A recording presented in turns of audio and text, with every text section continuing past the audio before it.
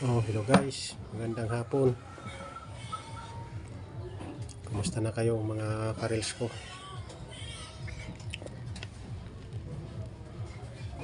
Siya nga pala guys, nakahuli na naman yung mga anak ko ng alimango.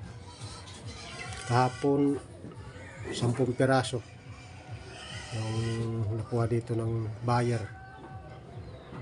10 piraso na alimango, 3 guhit na lang ang mag 10 kilo. Ngayon araw, nakahuli rin na 5. Nahuli ng anak ko. Karon kanina lang. Ayan dito, pakikita ko sa inyo. Ito guys, 5 piraso kaya lang, yung dalawa maliit. Natanggal pa yung sipit. Tatanggalan ng sipit. Ito, yung 3 lang yung malaki.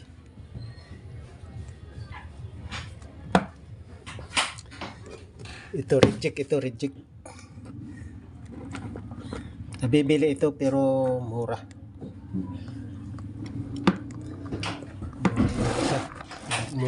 Mura yung kilo. Ito yung mayroon mga sipit pa. Tag 500 isang kilo niyan. Isang kilo 500.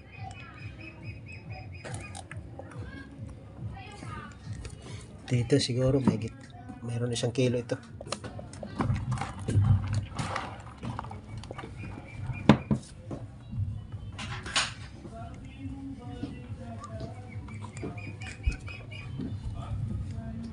Karo kanina lang nila nahuli yan.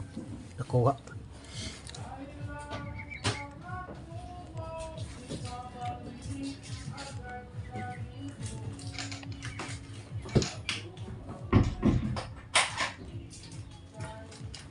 Kasi pagka umaga, lalo na pagka kabilugan ng buwan,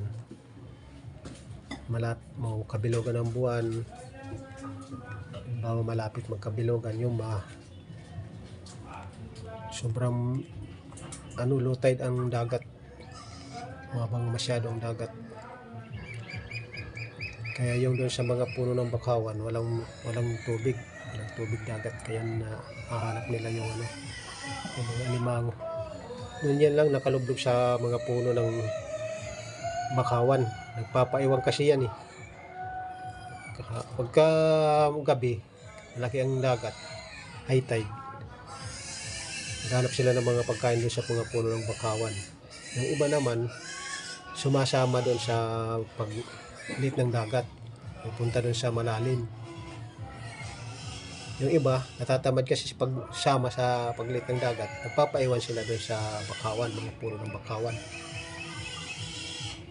Doon sila naglulublob sa mga puno ng bakawan. Pagka marunong ka maghanap, lalo na kung pagka nakita ka ng bakas, ayun, makikita mo doon sa mga puno ng bakawan. Pero pagka hindi mo kabisado, mahirap. Kami, kahit namin mga kabisado, halos na namin apakan yung alimango. Hindi pa namin nakikita nga andyan na pala yung alimango. Hindi mo natutukan na maigi, malalaman na maapakan mo na pala kasi nakalubog sa putik yan. Tatago sa ilalim ng putik. Pero hindi gaano malalim, babaw lang. Yung iba naman kikita yung bahagi ng ibang katawan nila, halimbawa yung sipit.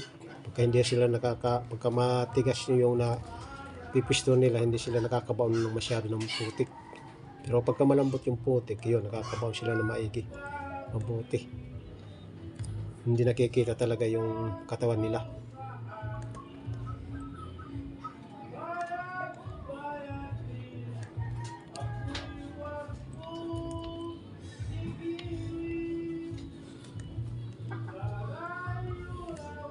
Pagkaamihan, sa umaga ito nakikita na nahanap sa mga bakawan. Pero pagka habagat naman sa hapon ang low tide. Pagkahabagat, pagkaamihan sa umaga ang low tide.